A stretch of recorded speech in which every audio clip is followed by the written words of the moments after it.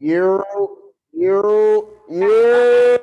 All right, welcome, ladies and gentlemen, to the Heavyweight Bros podcast. I am your host, the 5XL assassin, the diabolical diabetic, the Don Cartagena, your boy, the Big Nasty, and to my right, things y'all left, to my right is my boy, the High Yellow Hitman, Coach Buck, Chris Wakefield, and the newest member of the 4040 Club, my man, Uncle Raisin. It is Monday, November 8th. We are coming with you live in the basement. I know we're a little bit late, but before we even kick things off, my man, my broski, Big 40, how we feeling? Yo, I feel good. I ain't gonna lie to you. I feel good. Had a little shindig on Saturday. I mean, a lot of people came out, celebrated with your boy. I felt good. I won't lie to you. I woke up that morning. I was like, man, 40 feel like 30. You know what I mean? It ain't nothing. So except for that car ride. Listen, until doing the butt came in at the party. Why was that the biggest hit of the night, though? Doing the butt was the one for some reason. I don't know. All I know is by the time I did the butt, I wanted to do the bounce. My knees was like, yo, hey up there. It's like my knees was banging on the ceiling. Like yo, chill out up there. Like, they called the super. Like, we're gonna need you to tell them to shut that down, bro. Yo, there's a noise ordinance happening upstairs. Yo, fam, I can't remember the last time I danced through a whole song. I was good. I got to like the second, third chord. Yo, you know, old school songs is dumb long. So bad long. And then it's just like, oh, and that was the breakdown. Yo, right. Like, right. All these instruments. Bro, I got to the end of that joint and I was like, I felt like old boy at house party. He was like, yo, Bilal, switch the song. Switch. Yo, you want to talk about dancing through a whole song? I did the electric slide, cha-cha slide, Cupid shuffle, and I almost got to the wobble, but I was like, I don't really know that dance like that. Oh, you did the ghetto hokey pokey merry-go-round. Let me tell you something. I felt like I was on a Squid Game. Like, when I was in the middle of that Cupid shuffle, it was like, to the right. I was like, my goodness, but I was like, I had to show out for the shorties, you know what I'm saying? I was like, and I was the closest person to the punch bowl, and I didn't want to take it drop into that. But I was looking up, I was like, yo, this is crazy. I was like, yo, no breaks and everything. I was like, this DJ trying to, and I looked over at the DJ, he had the clean braids with the sharp beard. I was like, I ain't about to tell this man. That man was throwing them joints together. Mind you, I didn't plan on dancing at all. Somebody randomly grabbed my hand and was like, yo, I called out a track for you. I was like, why is the track you called for me doing the butt? Why are we doing the butt? Like, why is that my track for the night? I was just like, all right, we doing the butt. Every time I hear this song, I think about you. Hey, listen. It took all of Sunday to recover. But you didn't really take all the Sundays to recover, because where was you at on Sunday? Hey, I went to a game. I went to an NFL game, Raiders versus the Giants. We'll get into that later. You definitely gonna get into that later. But I was like, yo, when you texted me and you were like, yeah, I'm on the road and can't record this morning, I was like, yeah, this brother, what time did you wind up going to bed? 5. When was the last time you did that? Not working it overnight. What's the last time you did that? I wouldn't even say the overnights because I slept on those. Listen, I'd have to go all the way back to my break night days and stuff that I don't need to be talking about. Mind you, you know about them overnight. Yeah. If you know. What's crazy is it was a sneaky 5 o'clock because all the clocks went back an hour. I didn't know that. Yes. I thought I woke up dumber and I couldn't go back to sleep. Nah, bro. So it was like 4, but it was really 5. Like, because them joints switch on their own. Like 2 a.m. Right. So I was just like, oh yeah, we kicking it. We got a whole nother hour of party, and it was just like, did I miss a text or a message that this was happening? Like, I told you we was going to the crib after we left the party. No, you did tell me that. I'm talking about, like, did I miss a text about the clocks going forward? Oh, you must have. Because like when I finally fully woke up and like I went downstairs and I saw like the clocks said like 12 something, I was like, I could have sworn it was just 11 o'clock. Yo, listen, I was like, yo, what have I been doing for the last hour? I never know when we're falling back or springing ahead, because that's what they say. Spring forward, fall back. Yeah, that too. I just fall back and wait for somebody to tell me. And it's usually fall asleep. Yeah, for real. Wake up on the time, right? Because I woke up this morning on time like I usually do. But usually when I wake up, it's dark outside. I woke up and it was light. I was like, oh, shoot, I'm late. Mind you, I took the day off from work and I was still like, I'm late. That would just be the worst working the nights, though, on those type of nights, because everybody would try to pretend Like they didn't know that they had to come in on time. And you'd be stuck there an extra hour. Mm-hmm. So I used to be like, nah, I used to be sending them texts like, make sure y'all here and set y'all alarm. Mm-hmm. All right, well, where we starting off? We're going to start off a little differently today. We're going to skip around because we got some topics we want to delve into a little more. We're going to give you the gritty hours. But we're going to start off with Popcorn Papi Hour. I really got to get the Drake's Papi's Home soundtrack. Wait, what was the move, though?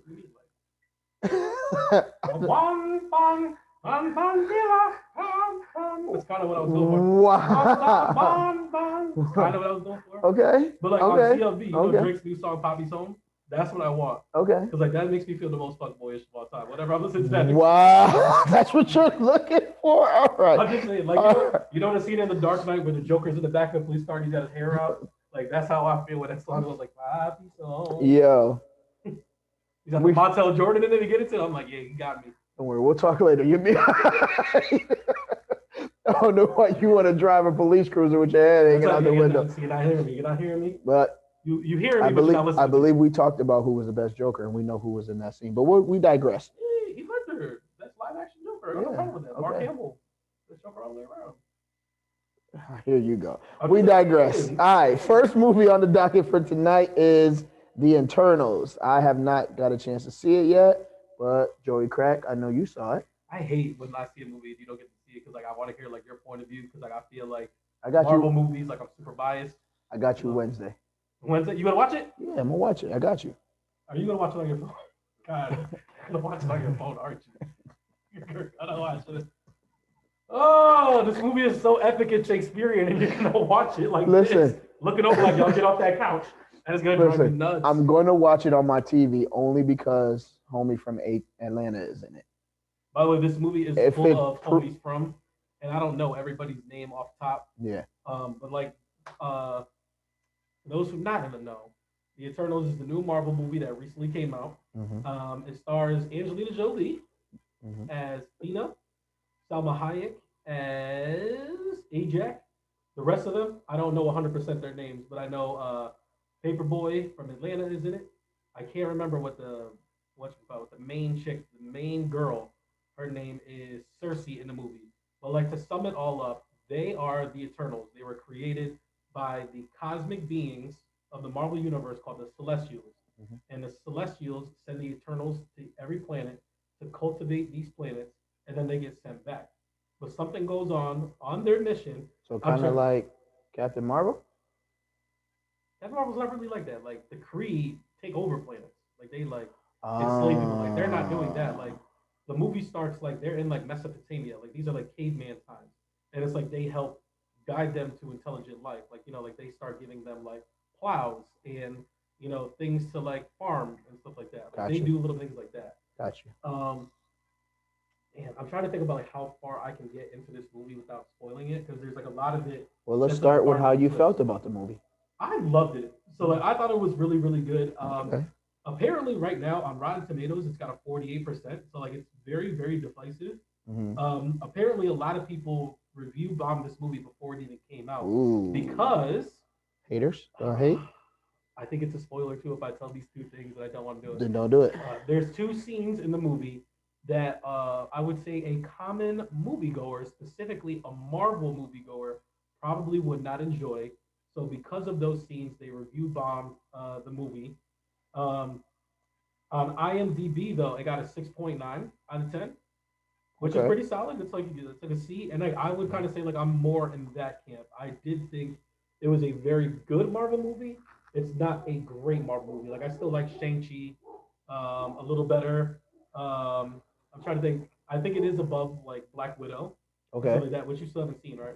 No, I probably will not watch it. I'm not gonna lie to you. Okay. It just didn't look good to me. It didn't look good to me.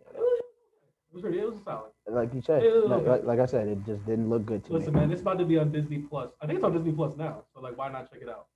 You know what I mean? Yeah. But like, I thought the cast, like, so like the cast is mainly like the 10 Eternals. This is super hood, but this has to happen. I'm sorry. This has to happen. I'm not pausing nothing. Oh, you about to? I'm potting down here. Y'all are super loud. Huh? I'm potting downstairs in the basement right now, live television. You are getting put on YouTube right now. Please settle. Hi. Please settle down up there. She says hi. Please settle down up there. All right. Hello to all the live viewers. I'm hanging up now. I love you. when she watches this and sees the look of disappointment in your eyes, it's gonna cost you. Because that's not what I was. She hit me with, "Hi, live viewers." Like, this wasn't your moment to shut yourself out. The dog's going wild and everything. Right. What's going on? Who's at the door? Who's at the door? Who's at the door? I'm like, don't worry about it. You don't pay rent. All right. So Internals was good. I'm gonna watch it tonight. Real running my Internals. My bad. I'm sorry. Go ahead. My bad, viewers. My bad. I'm tripping. Editor coming soon. We could have just paused it or started the video over. But like, nah, we're not doing that. We've been the one take crew. We're gonna keep trying to keep that up. Keep it going. Let's keep it going. So the movie it is not streaming. It's only in theaters right now. But I believe in December. I think it's like December 12th. It'll be available on Disney Plus. Okay. The movie right now. I can't watch this. You can watch it. No worries. But you can't watch it on Disney Plus. I can watch it. You can watch it. I can watch it. But it opened to a $71 million box office opening, which is the fourth largest opening of the year so far. I think the only things beating it were Shang-Chi, Venom 2, and I want to say Fast 9 was the other one. But it came in at number 4. It's been very, very divisive because the movie opened up worldwide like a week or two before. Mm-hmm. So there's been a ton of spoilers on the internet. For those who don't know, also, the Marvel movie, you got to stay through the credits.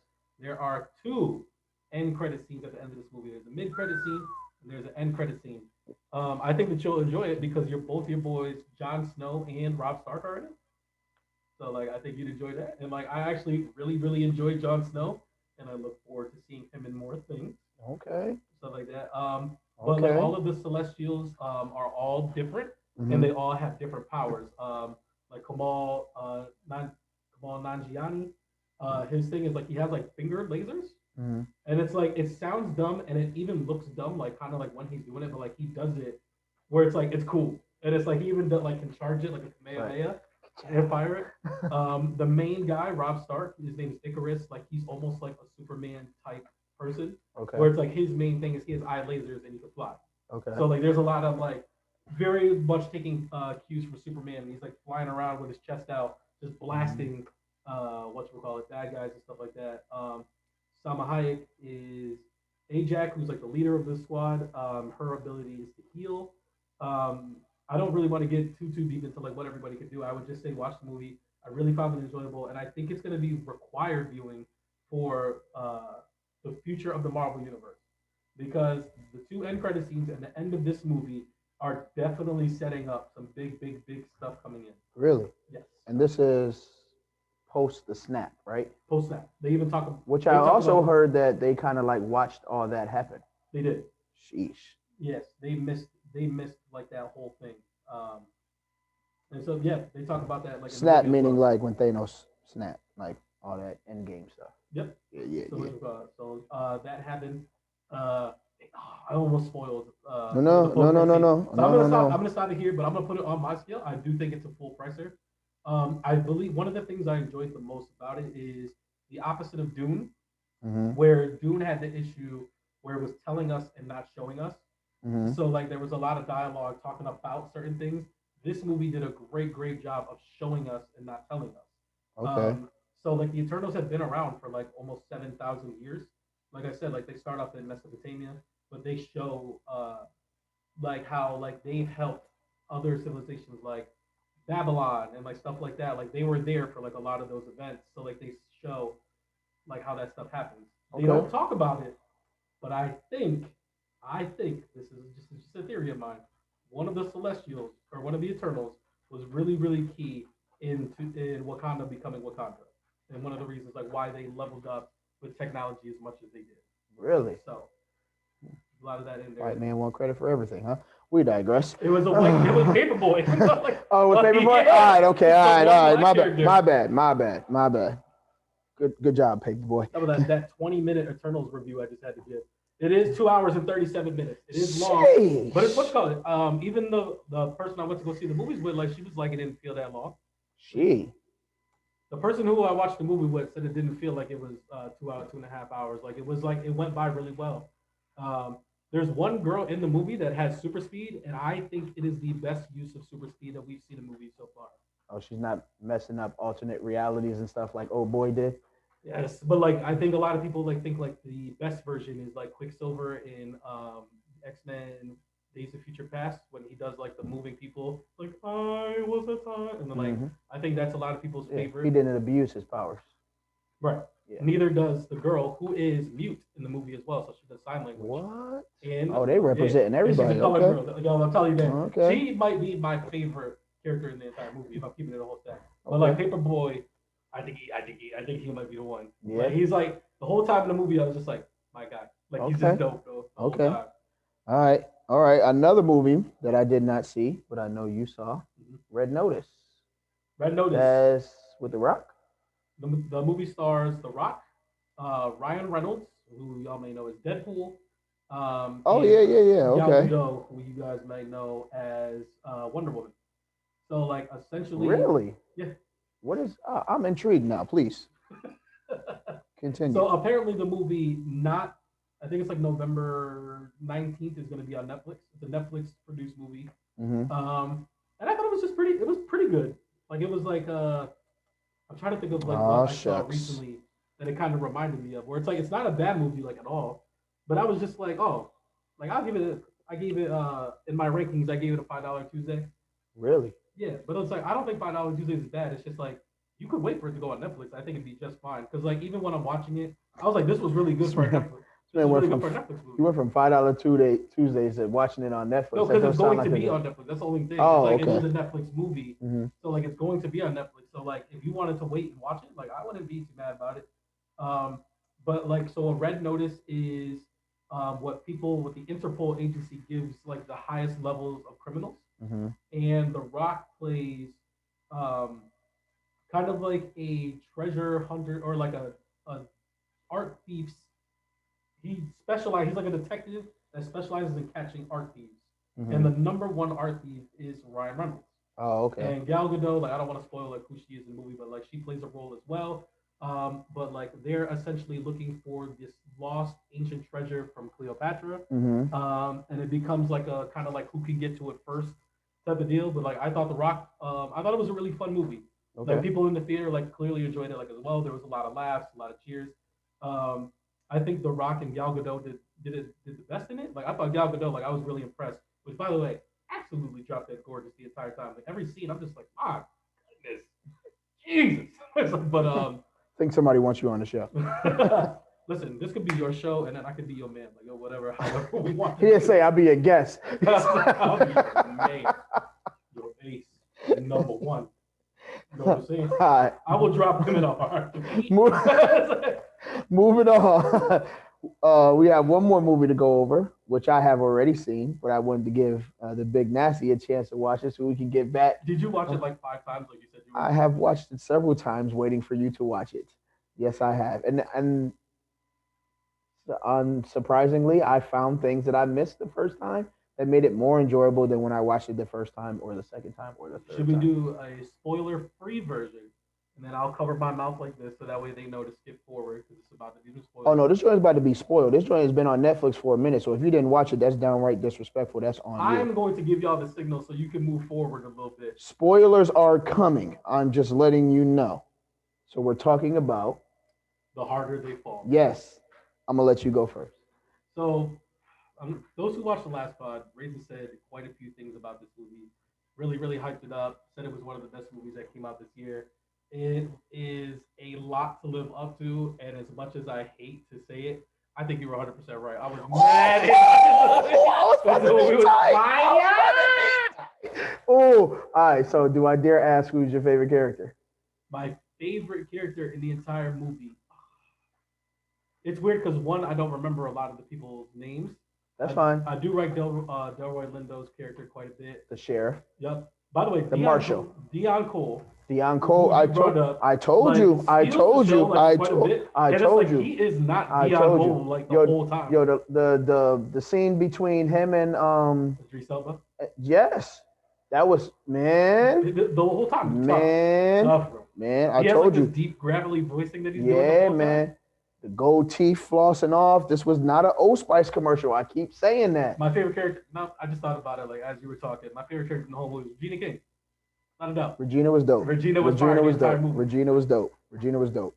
And there was some kickoff that there may be a sequel to this movie. There is some kickoff. There is some kickoff that there may be a sequel to this I'll movie. be there. Definitely. Don't you know, Definitely. baby, yeah. Cherokee Bill though. Cherokee Bill was. He's alright. I like the other boy a little bit more. Oh yeah, Like, yeah. because he's kind of a sucker. Yeah, because it reminds me of like he definitely did some sucker stuff, and that's what I was saying before. I ain't like the sucker stuff that he did, but like the contents that he brought to the movie was very much needed. Oh yeah, I love his dialogue. Yes. Especially like in the beginning where he's like. When he's talking to the tough guy on the train. Yeah. All his dialogue, like I was like, oh my goodness, like Keith Stanfield is murdering this movie. Yes. I like Jonathan Majors in the movie. Like I like they find one scene just to make sure that his shirt is completely off for no reason in this movie. It's like, we get it, Jonathan Majors. Like, you're in Marvel shape now. You were big in Lovecraft Country. Yes. Get it. Yes. But they made sure to that scene was in there. Yes. So two things that I didn't catch on when I first watched it that I thought were really genuine, and the next couple times that I did watch it, this ain't an amazing spoiler, so I'm not going to tear y'all up, was the connection with the Razor. Yep. Okay. And the song that they were singing. Song that they were singing. Yeah. The thing is, I had the subtitles on and I was reading the words, and the words were all dope, but like I can't remember which song that were. So first of all, songs in the movie were fire, and where they were placed in the movie, even more fire. Intro song with Jay, Hov Jay, and Cuddy. Them boys was not playing. I was like, oh yeah, I'm gonna ride to this one tomorrow. I was wondering though if Kanye produced it, because I was like Cuddy and Hov. I was like, you never know. You never know. But no, there's a song in the beginning where they have the first shootout. Yep. Old boy singing a song. Yeah. Before he takes his first shot. Mm-hmm. That's the same song him and Jonathan Majors are singing right before they go into like the big dugout. But he played another character in X-Men First Class. Who did? The whatchamacallit? The Rifleman? Yes. Yeah. I really can't remember his name. X-Men First Class. What? Yes. What was he in X-Men First Class? He was the character Darwin, and so X-Men First Class is the one with Kevin Bacon, and he's playing Sebastian Shaw. This is when they were young, when they restart the whole. Oh yeah. So he plays the character Darwin. Yes. And for those who don't know, in the comics, Darwin is an X-Men whose power is his body. It's like, I'm trying to think of the best way to describe it, where it's like his body will develop him in a way in whatever the situation needs. So like if you try to dunk his head underwater, he will grow gills so that way he can breathe.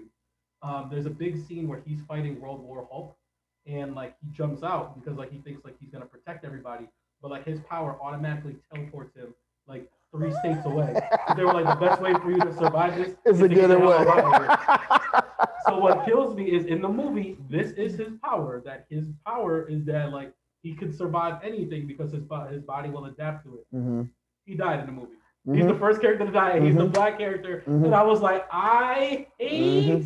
As much as I love that movie, I hate this scene and how they did my boy. They did it filthy. I was waiting for the whole movie for him to come back and be like, oh, like my body turned into gelatin, and like I had to wait for everything to leave, and then I reformed, and now I can fly. And it was like they didn't do none of that, and that hurt my feelings. Right. All right. Well, I'm glad that you enjoyed it. Yeah, to me it's a must see. Like whatever you're doing, like go take the time, hit up Netflix, watch Harder They Fall, 100% worth it. You you knocked a lot of it out there. I was trying to think, I was like, is it a better movie than The Eternals? And I was like, I don't know. That's how good The Eternals is, and that's how good The Harder They Fall is. Ooh, to me. Okay. So like, okay, I gotta watch it. I'll watch Eternals, and I'll be the deciding factor on that one. You're gonna watch it on your phone, bro. Did you watch The Harder They Fall on your phone? I did not. Of course you did. That's what I'm saying. I did not. This is big screen viewing. I watched it on the TV all times that I watched it. But yeah, I just liked it. I think respectfully, the last part that like really stood out to me was like when you see the Western movies, like they always have like the hillbilly lingo and talking like the uneducated, especially when you're dealing with like a predominantly black movie. I don't actually were. Oh yeah, there were white people in this movie. Yep. But like you said, from Cherokee Bill, his name is Lakeith Stanfield. yeah, like just from the gate of the movie, like the way they carried themselves intellectually, even though they were outlaws, like it was just like it was just really dope for me. It's just like Well, Regina King literally killed somebody for saying a word that might have been the N word. yeah. She was like, I don't care what he was about to say. They say any word that starts with an N, they get They getting clapped. They getting clapped. They getting clapped. They are getting clapped. They weren't taking yeah. But it's like it's one thing that I'll tell. I'll save that for the nugget at the end. I'll tell you what we're not gonna do. What? We're not about to go to the next topic without talking about my baby, Zazie Beetz, in this movie. Oh yeah. Good Lord. Oh yeah. This whole movie, I'm like, oh yeah. Oh my. Oh yeah. God. Oh yeah. She was not playing. She was also in an X-Men movie, right? She was in Deadpool. She played Domino. She was in Deadpool. That's what she was. And she was in the Joker movie. She was. She was. Yeah. She held it down. She held it down. I mean, like from the moment she came on the screen to her last moment on the screen, and she held it down. A lot of the women represented themselves respectfully in this movie and held it down. Do you know what the Bechdel test is? The what? The Bechdel test. No. The Bechdel test is like this test that they made to determine how women are represented in movies, and it's like you can either pass or you fail, and usually you pass the Bechdel test by having two named women in a movie that have a conversation about anything besides love, because it's like a lot of movies women weren't represented very well, so it's like they'll usually have a woman in there. You don't know her name. It's like that's just Julia Roberts' character, right. And it's like all they talk about is they talk about a man, and it's like this movie was passed with flying colors because it's like they are named, they are present, they are thorough. Right. They're talking about, and it's pretty dope because they actually had a moment where you thought that was gonna happen, and that completely is not what happened. Regina King killed that one-on-one, and they have two one-on-one exchanges in the movie, and like both of them joints was fire. Both of them joints was fire. Yeah, Regina King was stunning. What about in the movie? Zazie Beetz is she owns the business. Yes. So it's like, yo, crush it. Not only one, several, because she owns several businesses. Yeah, she owns several businesses. Right. So yeah, it was pretty dope. Pretty dope. I just wasn't gonna let us go to the next thing without talking about it. No. Listen, I'm fine with it. We could spend the rest of the pod talking about it, but I ain't gonna do y'all like that. All right. My interest may not be your interest. All right. So we will go over a couple trailers. Yep. We got Black Friday. Did you wind up watching it? No. So Black Friday is a movie starring my guy, Michael Jai White. Oh, he's back. He's back. That's my guy. I'm pretty sure he's my dad at the same time. If anybody's ever seen my father, they look exactly the same. So it's Michael Jai White. They are working in like a kind of like a Home Depot type store during a zombie apocalypse. And it's like it happens to be Black Friday, so like the people are outside, and they think that they're Black Friday shoppers, and when they open the door, like they're zombies. What? So it's them using the stuff in. Now look at you. Yeah. Once I saw Michael Jai White, I was like, I'm in. I'm telling you. Where that brother Bone? What movie was that? Bone, Blood and Bone. Blood and Bone. Where that brother Bone? But I was like, got broke off. There's like 12 actors. Like when I see them, I'm like, I'm in. I saw Michael Jai White. I was like, in. Consider it done. And our other one is House of Gucci. Did you see that trailer? I did see that trailer. What did you think? Starring Lady Gaga. And I forgot who's playing the husband. I don't remember either. But I know Al Pacino's in it. Yeah. It for me, it's like it's not really hard to attract me to movies that are real life stuff. Okay. You know what I mean? Especially when it has some drama or some action in it, especially if it's sports. This is coming from a Coach Carter, remember, a Titans lover. All right. But like I always give those a shot, and it's either pass or fail. Like you either do a good representation of the situation or you don't. I mean, it doesn't change the story. The story still is what it is. It's just how do you explain to me the stuff that I may not have known about. Well, to be honest, like I don't know much about the Gucci story in general. So like I wasn't 100% interested on the trailer. I was like, is this a movie that I'm going to watch? I was like, probably. But like if there's anything of a higher priority like out around that time, I will most definitely see that before House of Gucci. Like I was like, this looks fine. The Lady Gaga vehicle seems like for the most part. Al Pacino's being very Al Pacino. Like doing like that extra stuff. So I wish I could remember who the boyfriend was. That'd be crazy because he's like a big actor as well. You acting like me now. You acting like me. Better get it together. Don't worry. By the time the movie's getting ready to come out, I'll know the entire cast who's in it and stuff like that. Okay. All right. All right. We'll move on to the Insomnia Hour. Will be very short, not even an hour. Are you watching? Did you finish any of the shows you've been watching or start anything new? I didn't get to see the last 2 episodes of BMF, but I'm watching them tonight, so I'll be ready for Wednesday. But yeah, episode 6 I saw and that episode Eminem 7. is in it. Yeah, we'll see where it goes, man. I know that's 50's boy. Sweaty. Yeah, so we'll see where it goes. I mean, Eminem's a good actor. I mean, he did his thing in 8 Mile. I mean, I think that's the only thing he was in, right? But it shouldn't be hard to play yourself. He's been in like some comedy stuff. Like I can't remember. Really? Yeah, but like it's like really like small roles in like Scary Movie or something like that. Like you know what I mean? Yeah, I don't know. We'll see what happens. I just hope. I was like, I don't know if his acting was through the roof. I think like the rapping in 8 Mile is what really sold that movie. Right. I'm just saying, if it's terrible, we'll find out. But hopefully not, because I really like this show and I don't want it to get ruined. But other than that, that's just it. I mean, I know a couple of things I'm looking forward to is the book of Boba Fett. Yep. For all those Mandalorian fans out there. Yep. Mando was a really good one. So the Boba Fett joint looks super thorough because it's on some guerrilla takeover type stuff. So yeah. it looks pretty dope. So for our Star Wars fans, I don't know how many of them are, but this is like post like the big Star Wars and post. Yeah, we got overweight Boba right now.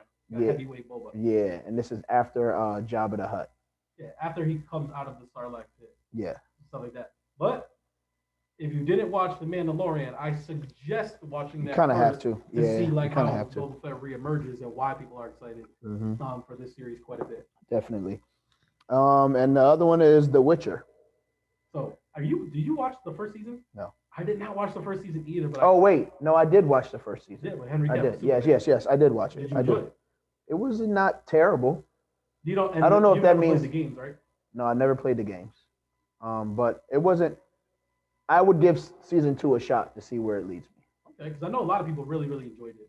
Yeah, I won't say I really enjoyed it, but like, it wasn't bad. It wasn't bad. I made it through the season and it didn't feel like on my block. So a lot of things don't feel like on my block. I did not watch the first season mostly because like the games kind of missed me at the times that they were coming out. And it's like I did want to play the games first before I got into it because I felt like that would my hype. But I feel like every time another game comes and puts on top of it, and it's like Halo's getting ready to come out. Yeah. And I was like, I just know like I'm gonna have to just watch it at some point in time. I was like, yo, because I really support Henry Cavill Superman. Like that's my guy anyway. So it's like I gotta be there. But did you see Mission Impossible 6 when he comes out and he hits us with the arm guns? Oh yeah. Like Yeah. But the one show that I am watching, it's an HBO Max show. It's called Love Life. Okay. I wish I knew the star actor's name. Man, I'm really blowing it today when it comes to like actors' names. But he plays Chidi Adongonye on The Good Place. It's really about The Good Place. Continue. You never watched The Good Place? Continue. It's a good show. But it's I've only watched season 2. William Jackson. Is that his name? William Jackson. All right, William Jackson. He plays Marcus Watson. That's him. Yep. It's got Anna Kendrick in it. Is that the one who does the little cup thing? Yeah. So the whole first season is focused on her. Okay. And then the second season is focused on him. Okay. Apparently they're in the same universe, but they don't intertwine like at all. Okay. And it's about the character named Marcus. He's married. It's got Keith David in it. Yeah, he does the narration for it. Okay. He's one of my favorite voice actors of all time. Okay. Really? Yeah. Morgan Freeman? Yeah, like Keith David actually does like video games. He does cartoons. Oh, okay. He does like actual voice acting. Okay. Like Morgan Freeman does narration. Okay. I can tell you when I met Andy Dufresne. Stuff like that. Continue. Was it a solid impression? Not even a little bit? Not even a little bit? Come on now. It was close. I give you a 6 out of 10. You smoke crack, don't you, Sam? Put the chains on the door. No? Come on, I'm hitting some of these. But it stars the character Marcus, and he's married to a white woman, but he is in a committed relationship. But then just like a woman kind of just like catches his eye, and then like he really just starts really thinking about like, does he really want to be married? Is he happy in his marriage? And it's just like the pitfalls that people fall into by kind of like chasing things outside of a relationship, kind of thinking like the grass is always greener, type of deal. And I found it very interesting. It's only 6 episodes. Each episode is half an hour each. I've gotten through 4 episodes, and the only reason I didn't finish them is because of work and football. Okay. So like, but I do plan on finishing it before the next pod. And like so far, thumbs up. Like I'm all in on it. Okay. For me, the last one is I'm looking forward to the beginning of December because Money Heist is coming back out. I never watched it. Is this 3 seasons so far? Oh, 5 seasons? Yes. There's that much Money Heist? Yes. How They long are the heisted. seasons? How long are the seasons? I would have to look it up and then tell you. Are they more than 10 episode seasons? They are worth it. That's what you need to know. Is it really like look at me? Look at me. I am the captain now. So are these first of all? That was better than Morgan Freeman. Are these an hour-long episodes? I'll check. I'll check for you right now. I got was you. gonna say because like if I'm really gonna sink my teeth in it, because like I saw the dub, and it's like not a very good dub. So like, but it's like everybody I know watches it, and they're like, "Oh, it's pretty good. You gotta get into it." And it's just like I feel like I'm too late. I feel like it's like when people try to get me to Call of Duty. Like it's like I'm so far out of Call of Duty. You're not I too late. can't just happen to be a newbie on it. You're not too late. You're not too late. But there's so much stuff on the docket. Yeah, I mean, you got to figure it out then, man. So it's 13 episodes a season. They range between 40 to 50 minutes long. There are 5 seasons. The 5th season only has 5 episodes because there's a part A and a part B. Part B of the 5th season is coming out. Oh, so that's what's coming out. So they split the season in half. Yeah. Oh, I don't want to commit to it and say I'm gonna watch it, but I will say I'm gonna put it on my list. All right, so I'm gonna make sure I call you and remind you to watch it. All right, moving on from movies and TV, we're gonna go into digging in the crates. So, gotta talk about the biggest thing popping right now, which is the Kanye interview on Drink Champs. Mm-hmm. Did you watch it? I watched some of it. I watched like kind of the highlights. Yo, it's like 3.5 hours. That's longer than our first episode. It is. Which a lot of people think it is. 2.5 hours is wild. 3.5 hours is wild. The first text I got was like, "Yo, fam, I'm gonna skim through it, but 2.5 hours is a lot." Somebody wrote to me and they were saying, "Hey man, I don't know if you're doing well or you're doing bad. It's like I just hope everything works out, or I hope everything keeps going well for you." But I ain't watching this whole thing. I was like, "Hey, bro, as long as you like, subscribe, and press play, and we get the views and we get the other stuff, I don't care if you listen to it or not." Well, hey, listen, Kanye though. Kanye. There was a lot to dig through that he was talking about. Yeah. Like, I'm trying to think of like the highlights of it. One of them was him saying, I only got through like the first hour, so I'll just bring up a few things. Well, one of the things he said was one of the worst things he's ever done was sign Big Sean.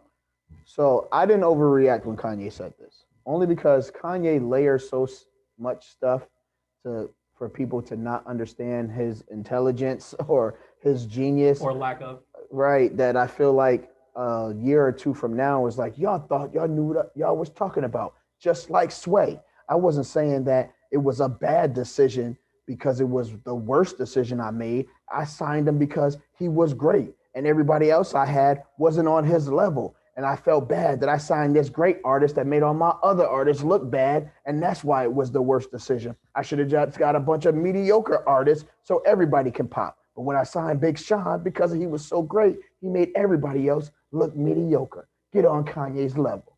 There's a lot to that. First of all, Big Sean's not that great. And it's like, I'm a big Sean supporter, but he's just like, he's not that. You're tripping.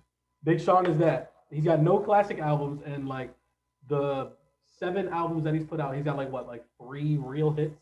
I mess with Big Sean. I like Big Sean too. Like I said, I just don't think he's all that. You got an LA Leaker joint out right now that's fire too. I mean, he's good. He's just not great. But one of the best tweets that I saw is like Kanye has the nerve to say the worst decision was signing Big Sean. And he's got patches missing out of his head. Yo, I was like, no, this is did you hear what he named the haircut? No, what do you call it? Call it the Britney. And then he said I changed it because I couldn't call it that. But I was like, the fact that you said it, that's what you meant. That was your first idea. But yeah, you know, it's just him trying to do the opposite of what everybody else is doing so he can show just how rebellious he is. I mean, I get it, I guess. Nothing in it like appealed to me. And like I said, like he's one of like my 3 favorite rappers of all time. Yeah. I think he's dropped significantly because of like a lot of the albums and the music he's put out, political stances, stuff like that. But it's just like I don't know what this interview was really for, because it's like you didn't like like you kind of like made a joke about everything that you've been doing in a sense, and it's like kind of like the like old excuse. Clown Soldier Boy. Yep. The realest thing I seen was him throwing the 50 mil at Beanie Siegel. Saw that. That was pretty, and gave him 5% in Yeezy. Which I don't know if you know is worth like 1.7 billion. Right. So not only did I pay you, but you're going to continue to get paid. So that was pretty dope. Which also had a lot of people calling out Birdman for some reason. Like, look what Kanye did for a nickname. For not paying his artist. Right, right. They making him millions and he's just hand rubbing. Right. I think what's most refreshing for me, because when I kind of stepped away from the interview, I started watching some of the reactions of the people he talked about when they watched the interview, and a lot of people didn't really have the overreaction. Like Jay-Z was like, "Hey, people got their own perspective. They're gonna see things the way they see it." And he was like, "Yeah, this man, like he was I don't know if he was at a concert or what, but he told everybody, stage, yeah, and he told people, yo, I just got a check for 50 mil and 5% in the Yeezy company. Shouts out, respect." Big Sean was not playing though. Big Sean was like, as it shouldn't be. Yeah, right. Like, bro, I'm signing you. I'm working hard. I mean, but that man was like, yo, he literally came and hung out with me after he did this interview. Like literally right after, like he's got pictures or like he sent him a text or something like that. And then he put out a tweet that was like, "I can't wait to go on Drink Champs now." I was like, well, I can't wait either. You know what I mean? Boy. Word. But moving on. But like real quick, one of the other things that came out of that was he announced that he's gonna do a Donda Deluxe album. Yeah. So like you already got an album that's got 27 songs on it. Mm-hmm. Are you excited for Donda Deluxe? Because to me, I was like, yo, keep them. If it's 52 songs and he's like, it's a reason it's 52 songs because it's this and that. It's like, bro. Keep them. Kanye, keep them. Yeah, man. I think 50 Cent said this like a long time ago where he was like, people make music and they be like, yeah, this song is for me. And he was like, yeah, well, keep it in your headphones. Kanye, you can keep these on your hard drive, bro. Word. I don't need these extra Donda Deluxe. So that way I can be like, oh yeah, this album is still super mediocre. Gotta keep it moving. It's gonna be the Dune of albums, so we don't want to do that. All right, moving on. Joe Budden scandal.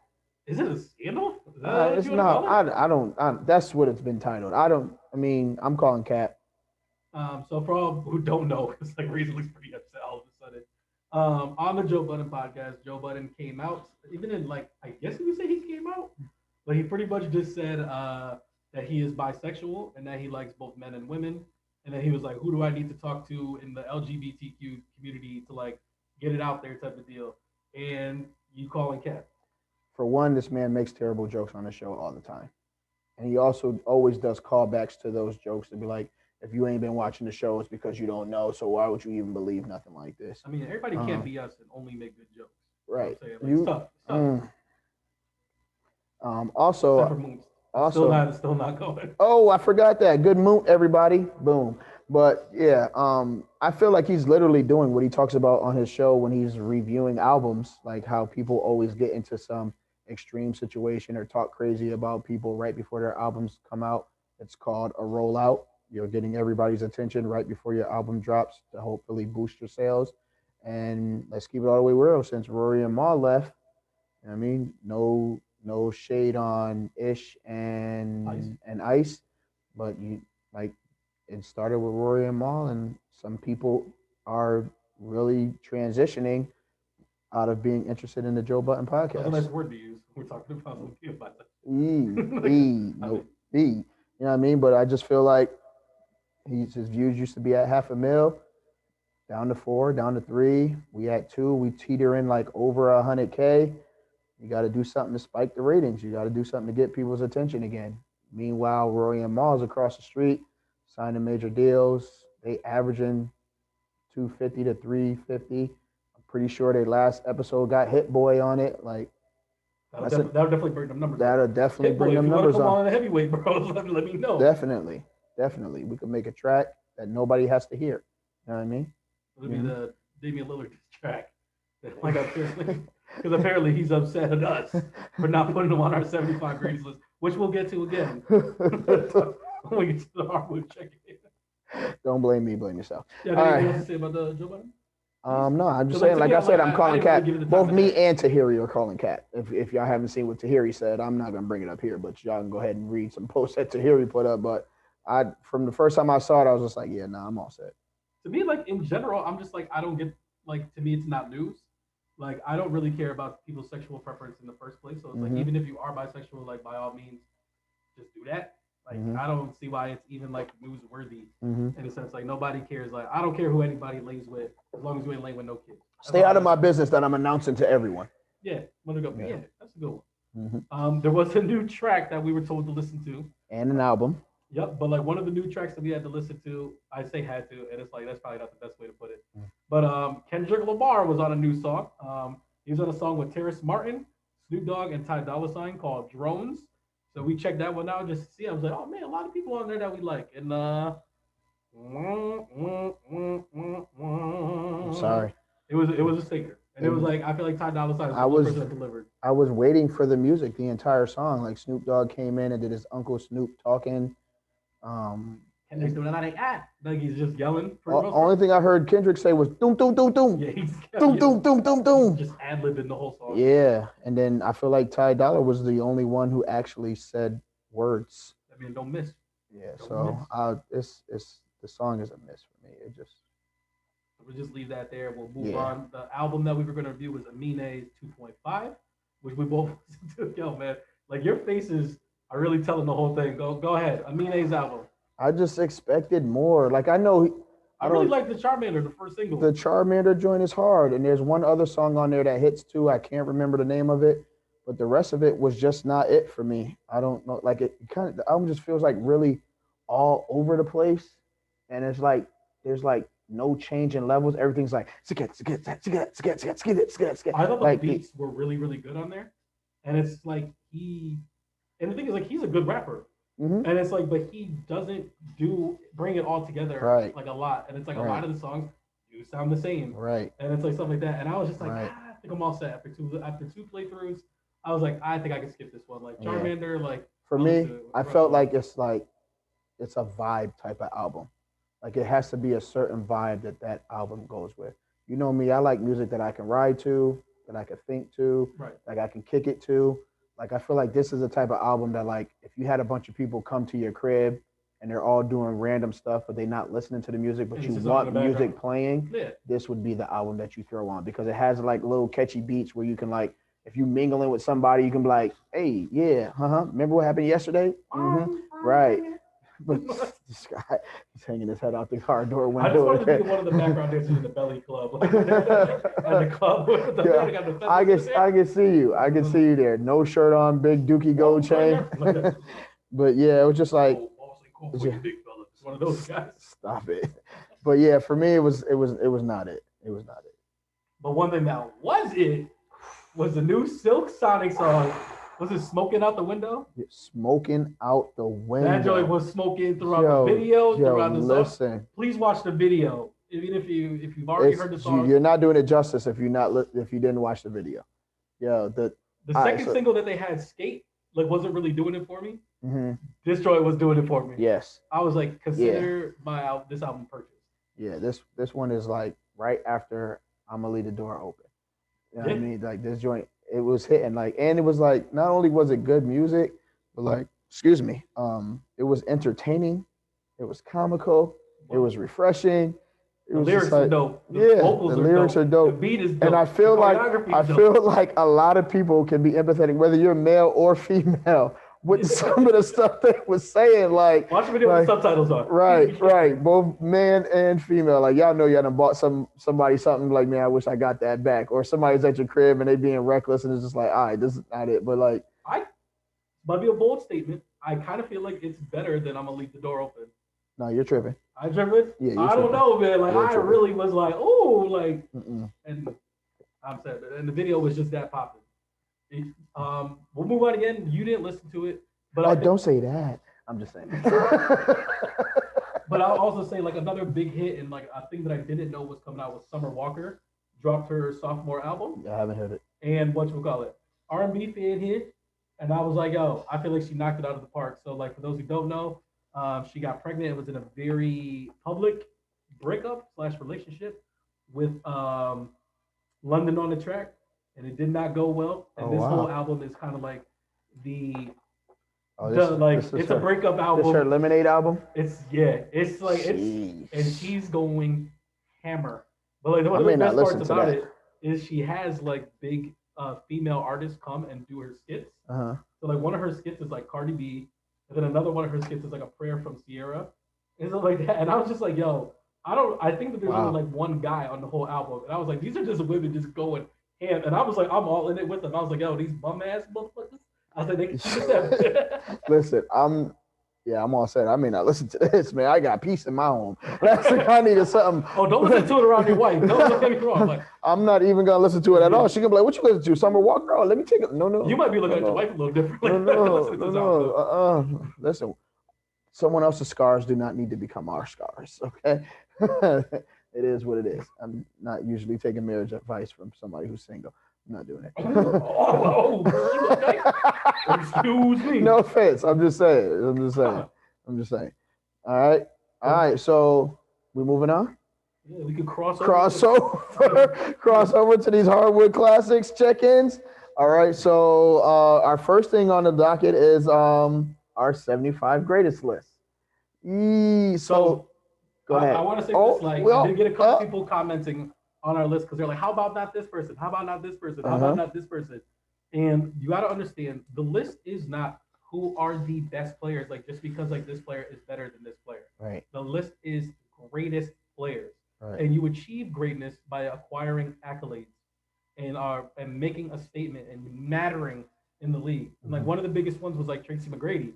And everybody was like, "Oh, you didn't put T-Mac, you didn't put T-Mac." I love Tracy McGrady. Sure do. One of my favorite players that have been out there. He's essentially the early 2000s version of Carmelo Anthony. Mm-hmm. Put up a lot of numbers, put up a lot of stats, and it's like never really went anywhere. There's no MVPs, there's no championships. Like I don't even think he went to the Western Conference or Eastern Conference Finals. And the farthest the Tracy McGrady team has ever went was on a team where he got injured and wasn't playing, and that was the Yao Ming Rockets and stuff like that. So yeah, but I did do a review because I wanted to fact check and I wanted to see out of the 75 that they put versus our 75, like how close were we? Mm-hmm. Out of these 75 players, and there's just so you know, I didn't look at the list before we did this because I wanted to make sure it was authentic and I wasn't, or we weren't like, what's the word I'm looking for? I don't know.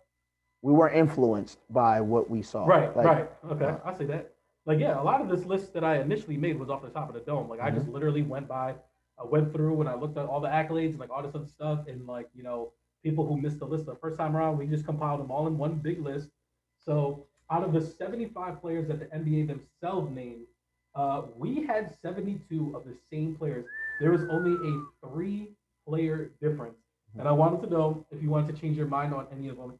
So the 3 players that we had that weren't on the list were Dwight Howard, Ben Wallace, and Bernard King. They did not make the 75 list. Dwight Howard, Ben Wallace, and Bernard King. Bernard King. I would happily take off Dwight Howard and Ben Wallace. Let me just tell you. So the 3 guys that they had that we didn't have were Damian Lillard, Carmelo Anthony, and Reggie Miller. So like, I'm gonna ask you, would you take any of those guys and replace them for anybody else on this list in a serious manner? Don't be butchering. Don't be saying stuff just to say stuff. I know. So like, one of the reasons why I feel like Damian Lillard's trying to throw shots at us is because like I feel like automatically like no, Damian Lillard does not belong on this list. I don't think Damian Lillard belongs there. If I'm taking one person off, and we've already talked about this before, is Dwight Howard. And out of those 3, if I'm putting somebody on, it's Reggie Miller. Over Carmelo? I mean Melo. I'm sorry. Because like, that's my thing too. Like to me, Reggie doesn't make it, and I feel like Carmelo's the only one that really, really has a case. You want to take out Dwight Howard? I feel like Dwight Howard is a way better case than Carmelo Anthony does. Yeah, I'm just saying if you're giving me a choice, if I'm removing a person, I'm removing Dwight, and I'm putting in Melo. What is Bernard King done that Carmelo Anthony has? Who are you putting on? Oh, you're putting on Melo for Bernard? Yeah. I mean, Nick for Nick, I could live with that swap too. Do you really consider Carmelo Anthony a Nick? Yes. All right. Yes. I mean, we don't actually have to do this. I just wanted to let you know. He didn't come there for contract reasons, man. He came there because he wanted to make a difference. That's what makes you a Nick. But I think we can both agree out of the 75, like Carmelo Anthony's our 76. Like he just missed the list. Yeah. Okay. But yeah, I just wanted to do that as a quick like fact checking piece. But another exercise that I wanted to do, because another guy who's in the news, is of course Benjamin Simmons. from the Philadelphia 76ers. So, like, I want to play a little game, right? The boy who Plaxico Burris this contract. So, do you want to be the other team or do you want to be Philly? Versus, like, hey, like, I have this offer for you. You say yes or no for Ben Simmons. Or do you want to be like, hey, I have Ben Simmons. Do you say yes or no? I guess I'll be Philly. So, you want to be Philly? So you're calling to offer me a trade? For Ben Simmons. Okay. All right. Okay. I do want to do as a preface. Mm-hmm. Isaiah Joe and Charles Bassey are going to come up a lot on this list. Mm-hmm. They are not really important players. They are just players that make the contracts work. Okay. So, like, if you hear them, like, you don't need to be like, who are these guys? They're really unimportant. They're just contracts to make these trades work. Okay. All right. So, I also want to preface this by saying that Ben Simmons has 4 years, $146.6 million left on his contract, which comes out to roughly $33 million a year. I'll take any trade that gets that off my cap. I also didn't want to put draft picks in a lot of these because like those get a little like real messy. Yeah. There's a couple of them that I put in here because like they're obvious. Mm-hmm. So like another thing I wanted to do is like when we do this trade, who has to put in draft picks to make it work? Does Philly have to put it in, or does the other team have to put it in? Are you ready? Yes. Okay. So. You. Hey, what's going on, Daryl? Daryl Morey, GM of the Philadelphia 76ers. Mm-hmm. It's your boy over in Cleveland. Ooh. I know that you're trying to get Ben Simmons off your hands. I got Kevin Love over here that I'm willing to swap you with. You know what I'm saying? They make about the same amount of money. But Kevin Love, his money comes off the books a year sooner. So like that's some cap space for you. I'm willing to throw in two. Hey, listen, man, I'm not even gonna make you waste your time. Next time you're having a barbecue, feel free to have me come over. But I think that's all we need to talk about. But what if I told you I was willing to throw in two top 5 protected first round draft picks along with it? So you could get some cap space flexibility, you get a floor spacer, and you get some first round picks. So you making that chicken that you made last time when I come over? So that's a no. You can just hang up the phone, Daryl. You don't have to keep talking crazy. Click. All right. Hello. Hey, Daryl, what's going on? It's your boys over in Sacramento. You know, I see you got Ben Simmons out there. Like, we're trying to shake some things up over here as well. I know you're looking for some floor spacers and you're trying to make some things happen. I got a little young prospect for you. How about you give me Ben Simmons and Charles Bassey, and I'll throw you back Buddy Hield and Marvin Bagley. Deal. So, like, done deal. Nothing else. Deal. What if I we're not gonna get messy with the picks, but Yeah. No, I would take that. Done deal. Yes. Because so what I tried to do in a lot of these trades, I'm like, what does Philadelphia want? They obviously want a superstar or a star in return, which is kind of hard to get. Right. So it's like, what else would you want? You want cap space?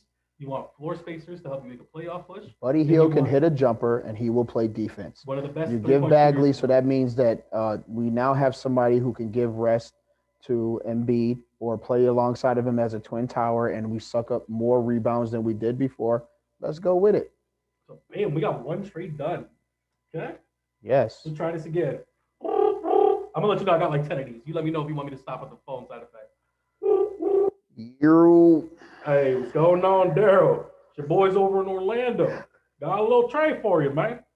So I noticed you're trying to get rid of Ben Simmons. To make the money work, how about you throw in Isaiah Joe and Paul Reed? Yeah, they don't matter. And we'll give you Gary Harris, Terrence Ross, and homecoming for Michael Carter-Williams. How do you feel about that, Mike?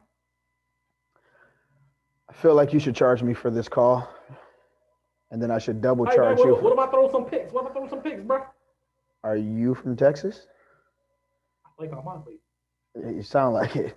I don't know what this accent means. You should be more worried about finding your heritage than calling me with this terrible trait. Beep. Ring my bell. Ring my bell. My bell. Hello? I really hate this. This is not much like, oh, listen up. Hello there. What's going on, Daryl? It's your boys over in New Orleans, the Pelicans. I heard that you got Ben Simmons out there. You know, he's the Aussie. Apparently, I'm an Aussie as well. I would just like to reunite us. You know, how about you give me Ben Simmons, Isaiah Joe, and Charles Bassey, and we give you back Devontae Graham and Jonas Valanciunas? No. What if we throw in a draft pick? So that's spicing things up for you. 2 first round, 2 second round. I'm going to have to call you back. I just realized that my dog needs to get washed. I gotta get out. 2 first and 2 seconds? Yo, listen. So that one didn't do it for you. All right. You. Hey, what's going on, man? It's your boy Joel over in Detroit. Hey, man, listen, I know you got this big money guy just sitting on your bench, just tearing you guys up. If you're not giving me Cade Cunningham, please hang up the phone. I got some offers for If you're not giving me Cade Cunningham, please hang up. Hear me out. I need you to hear this. Click. Listen. I'm going to help you out with some cap space. How are you still on the phone? Kelly Olynyk, How? Corey Joseph, and 2 top 5 protected first round picks. How you feel about that, man? You get the cap space you need. You got a point guard who can shoot and pass the ball, and then you have a big man who can stretch the floor. Can you see your hand right now? I can. Are you looking at it? I am. Use that hand to smack yourself. Now hang up the phone. Sorry. I'm telling you, we got a lot of these. I'm gonna stop doing this call. Hey, Daryl, what's going on? It's your boys over in Toronto. Okay. So I noticed over there that you're trying to get rid of Ben Simmons. So how about we take Ben Simmons, Isaiah Joe, and Charles Bassey off your hands, and I throw you Goran Dragic, Gary Trent Jr., and Ken Burch. Yeah, I'm all set. You say no? No. Why not? What's missing in that one? 2 first rounders. And I'm 2 giving second you rounders. Goran Dragic, the hero of the bubble. Giving you Gary Trent, young, wing player that plays very well, and then Ken Burch, great backup big man for you. And 2 first rounds and 2 second rounds. Okay, I'm gonna hang up this call. Thank you. Hey, what's going on? This is your boy. Hey, Daryl, what's going on? It's your boys over in Houston. I know that you left here, and then it was kind of a little sour over there. Listen, I think we can kind of help each other. We got ourselves a problem child. You got yourselves a problem child. How about this? You give us Ben Simmons and Furkan Korkmaz, and we'll give you John Wall and John Christopher. Nah, I would rather. Think about it. John Wall and Joel Embiid pick and roll. How that might look. That's what's up. What's up with Christian? Christian who? Wood.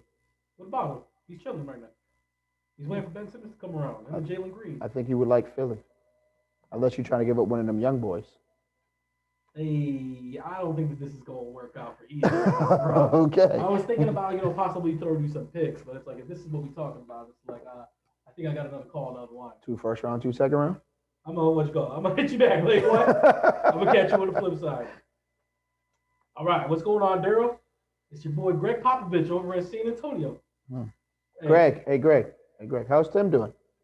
He's doing fantastic over here. Right. You see his dreads getting longer. That's what's up. He's getting, his pants is getting tighter. So like, hey, he's really living his best life right now. It's cool. Call him. What I got to nothing for? Click. Hey, what's going on, man? It's Big Timmy. Greg told me to give you a call. I was in the line at Old Navy because that's where I bought all my and I was getting ready to return these plaid vests that I had. So listen, man. Like, we're just trying to make things work over here. Like, we know you got a headache on your hands, and it's like we have 2 playoff-proven veterans that have stretched the floor for you. We can possibly throw in some picks, but I was like, I think that you might like to offer the way it is. You give us Ben Simmons and Charles Bassey, and we'll give you Doug McDermott and Thaddeus Young. 10. Hey, I think you would have a better chance going to swim.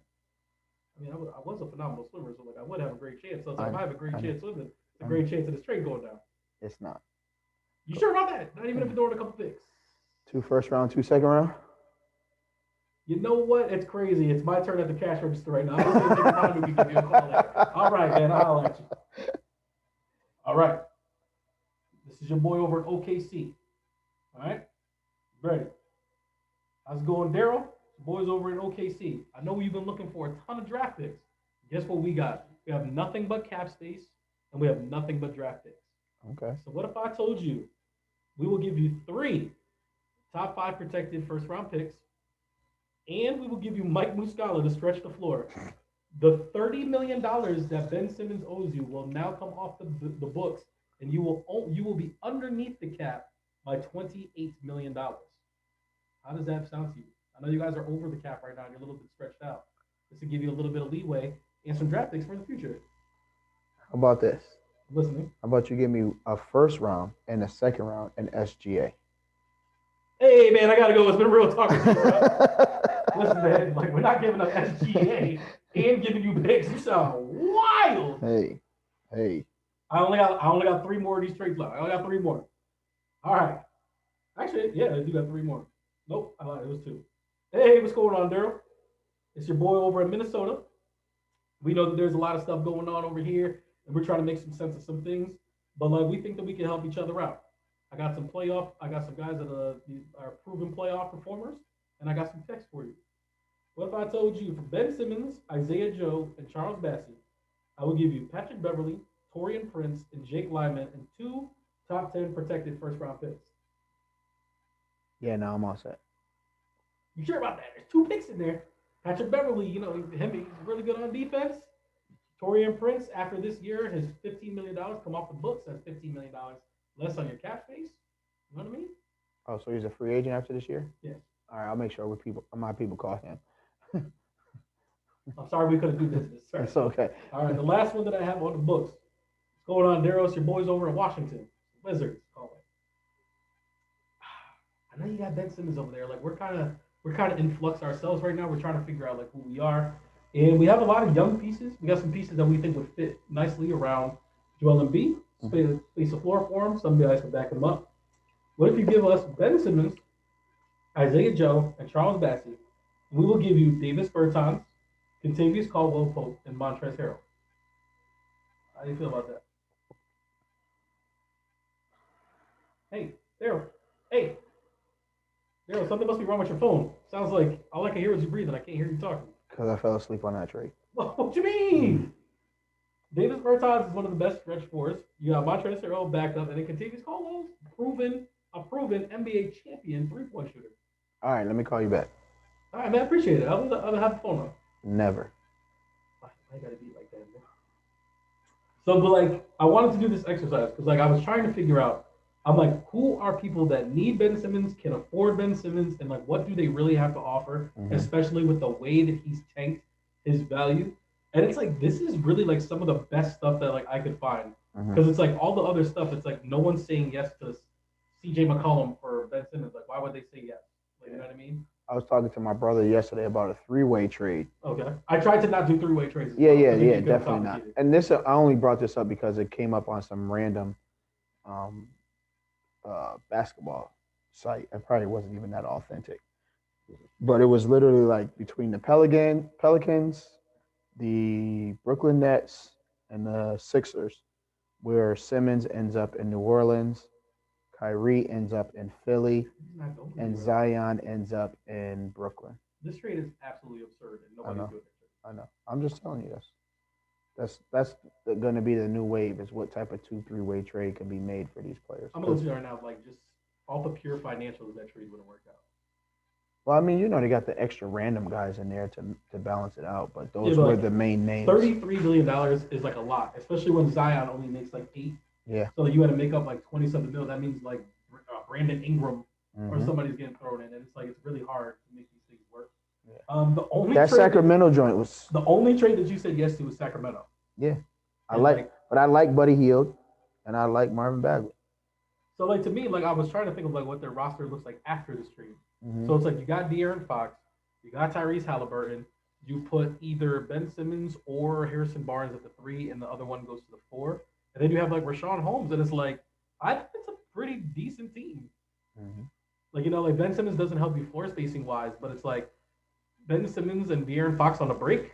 Like, that's a good, like to me, that looks good. Like, you got the fastest player in the league, De'Aaron Fox, and then you got one of the best ball handling big men in Ben Simmons. Like, I think it works. And I like Buddy Hield being on the wing in Philly, and Marvin Bagley being able to, like I said, be that 4 or be that guy that comes in when Embiid is taking a seat. So another thing is like I wrote all this stuff out and I did all this stuff, and then today it comes out that the Philadelphia 76ers have called the Boston Celtics, and apparently Boston called them and was like, hey, listen, we would like Ben Simmons, like what's going on? And they were like, if you want any trade with Ben Simmons, like we need to talk about Jaylen Brown. And the Celtics said what? I mean, Ben Simmons hasn't been traded, so like I hope that they just hung up the phone like the way that you was I hanging was up the about to phone. say drugs. Because like to me, like not even close. Yeah, no, not at all. I watched that boy easily, relentlessly go off of 45 on my Knicks earlier this season. He's been consistent when making sure that he's going to play basketball, regardless of what Marcus Smart says. Because So, if I'm Philly, I can't accept that fast enough. mm-mm. Like, oh, Jalen Brown, let's get it. Let's go. Did you want some picks? No. Just send him over. Send him over. We gotta get him. We gotta get him physical. We gotta get him a physical. So obviously, when on our ends of this trade, Philly needs to give up more stuff to get this trade to happen, right? How many first round picks, if you're the Celtics, do you need to get this trade to happen? From Philly? From Philly. And you know Celtics love to get them draft picks and then know. never use them on anything. I'd give him a couple second rounds. I'm not about to give up no first round pick. For Jalen Brown? Hmm? For Jalen Brown? Yes. I'm just saying, like, if I'm Philly, Yeah. like, I'm going to need my first round. I can give you 2 seconds, but that's as far as I'm willing to go. Like, yes, Jalen Brown is a big piece, and we do want to get rid of Ben, but like we still need to be able to add some type of young value to that as well. So like to me, that trade doesn't like to me it doesn't get done. I don't even know why the Celtics are even listening to anything about Jalen Brown because he's not the problem with this team. He's not. Like there's a lot of stuff going on with that team, but like that is not it. And the last if they break up that team, they will be sorely upset with themselves. They should be. They would look like They're OKC when they got rid of all their marquee players. They're definitely still like 2 pieces away.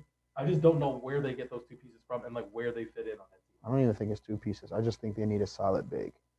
Robert Williams, the Time Lord's not doing it for you. Al Horford's not doing it for you. Mm-mm. They're not doing it for me either. No. And the last piece, and like it's crazy because this is coming off of the John Gruden stuff. Is Phoenix Suns owner Robert Sarver is in the news now for using a lot of racial slurs in the locker room in regards to players and other things on the floor, and also being very sexually inappropriate, like with some of his female employees and things of that nature. I don't have any direct quotes, but I know like one of them came from after a Golden State Warriors game. Apparently, Draymond Green dropped a couple N-bombs like while he was on the court, and like Robert Sarver the whole time is in there, he's dropping the same N-bombs. And like when Coach Earl Watson, who is black and Puerto Rican, checked him and was like, "Yo, man, you can't say that." And he was like, "If Draymond Green can say it, then I can say it." And he just kept dropping them. He spoke to one of his female associates, and she was saying something that I guess he didn't like, and he was just like, "Wait a second, I own you, right?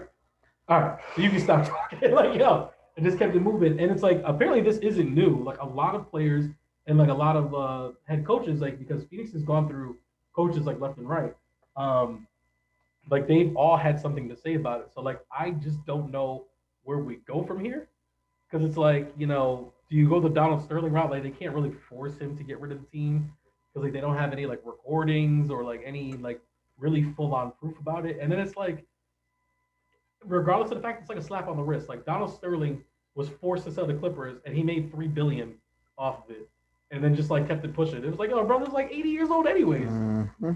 So like, I don't know if you had any thoughts on the matter at all, especially coming off of this John Gruden stuff. It's definitely disappointing, but I am not amazed when white people show me how privileged they are. Straight like that. We continue to be shocked when these things happen. We continue to get upset. We continue to get frustrated, but we know who we're dealing with. Like, and this is not a stamp on all white folks, because I got some white friends and there are some white people that are cool. Shout out to the allies. I get it, but like, we know how people feel about us. All right. If we could not be here, they would gladly push that button. If there was a button that just put us somewhere, anywhere but here. So like, let's not be shocked by this stuff that's going on, rather than make ourselves more aware and find a way to make ourselves a united front, so that we don't have to continue dealing with this nonsense. And when we do have to deal with it, we're fully prepared for it. Because like, I think it's whack when this happens and players aren't brave enough to just be like, "Yo, we're not playing tonight," or "I'm all set." Like, we kind of got towards that in the NBA at one point, and then everybody kind of just backpedaled and was like, "Hey, but it is the playoffs, and I'm trying to win a championship." You know what I mean? Or it's like, You have certain companies that treat people terribly, but like we still rock a pair of Timbs because it looks good with our outfit, or we wear a Hilfiger gear because we want to make sure like you can't say you don't like something or you hate something, but then you be rocking with it on the next step, or you're overlooking it, which for if we don't know is agreeing that the wrong thing that's happening is okay with you because you're not doing anything about it. That is agreeing that it's okay. So like stop being surprised by this stuff. He's corny. Whoever was around him that okayed this was corny. Whoever took all the time to speak up is corny. And no offense to the guys who are on that roster, but like you have an opportunity to make a big statement. You know what I mean? Like you're literally doing what they tell you to do when you dribble the ball and shut up and don't say nothing. I mean, it's kind of crazy too, because like Chris Paul is on the Suns now, and like Chris Paul was on the Clippers when the Donald Sterling stuff happened, and it's just like it. Oh, he's like an undercover James Bond fishing him out. I see you, CP3. Work your magic, fam. Right, he's like, I'm not worried about championships. I'm worried about getting all these people up out of here. Do your job, boy. Which, hey, if that's what you're doing, if you assassinating careers, go for it, bro. Hey. But yeah, it just sucks like all the way around because it's like you're a player. It's like how am I supposed to want to play for this team now, right? Or this guy now because like he owns this team. Like he literally like this team literally represents him, and it's like I'm representing him every time I step on the court. But I'm also trying to win a championship. Like I need to solidify my career. DeAndre Ayton is like finally showing, like he just last year started showing like number one pick potential. Really? Because like that man folded in the finals. That man got bullied. But everywhere else, what the finals? Like first of all, Giannis. You can't even make that statement. Giannis folded him. Everybody else. Do you remember what he did to the MVP? Finals? Jokic? Yeah, no, I get it. I'm just saying. What I'm saying is, like, if I go through the 31 or 29 teams, 28 teams, and it's like I'm amazing against these 28 teams, but the one team that won the final and the finals MVP is the one that's showing me up, it's like, yeah, if I'm going to lose to anybody, lose to this guy. Hey, Phoenix, listen to this. You know this man cares about his money. Just give me 3 games. 3 games where I just come out and just don't play. Or just sit on the bench. Or maybe you go out there and you're shooting from half court the entire game. Or passing to the other team so that they can score mad buckets. Don't do that. I'd be betting on these games. Don't do that. And let the team score like a weird amount of numbers that's like, let them score 400 and be like, this is for 400 years of slavery. Or let them score like the age number of the coward that's been saying all this dumb stuff. Or how many years has he been president? 17? I believe it's like 2004. All right. So let's let somebody score 2004 points. Let's do something iconic that let people know that you understand what is happening is not being accepted and that it's not cool. Like I know you guys. 17 years. All right, so there you go. Lose by 17 points for the next 3 games or something like that. Like I don't know. Like this is a moment to make a stamp so people understand that this is not okay. And if you just go out there and you're like, we're going to compete and we have to play because this is what we get paid for, like, it's not okay. It's not okay. Like, you can still play the games and they will still have to play you and you can throw them games. Like, there is an opportunity to still get your livelihood, but still make a statement that this is not okay. It's just hard because, like, I don't know what it looks like now if, like, you want to sit out a game. Like, I remember when they did it in the bubble, but it's like the only reason that worked is because all the teams decided not to play. Mm-hmm. So it's like if your team just decided not to play, does that mean you automatically get the L? The other team gets the W? Because like that's what I'm saying. Don't sit. Play the game. Like, we're in the middle of like the woke NBA. Right. So it's like it would put a lot of pressure on Adam Silver. Like it's like, what are you going to do? Are you going to penalize us for standing up for what's right, or like are you going to show us that you are this ally that you claim to be and do something? And it's like it's a lot, but like which is also kind of concerning because this happened when. When the whole thing, or like when did the story break? When the story break? The story broke on Friday, I believe. So you've had a whole weekend, Silver. You've had a whole weekend. It's Monday, fam. I don't know how many games they've played since, but apparently this has been going on forever. But we'll move on from like one white privilege man to the next, and we'll move to the Blitz, and we will talk about Aaron Rodgers, your boy, discount double check. For those not in the know, Aaron Rodgers had to miss the last Green Bay Packers game due to contracting COVID. We also found out that he lied about being vaccinated. He said he was immunized, whatever that means. He then went on, I can't remember, was it Joe Rogan's podcast or was it just a random interview that he did at his house?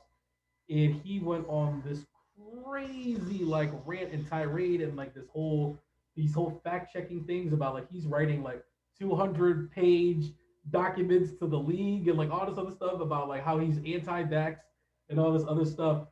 Razor, please take the reins on this. Take the reins because it's like, yo, I gotta know what you gotta say about your boy. First of all, he's not my boy. And the little bit of boy that he was, he showed that in all this nonsense that he was doing.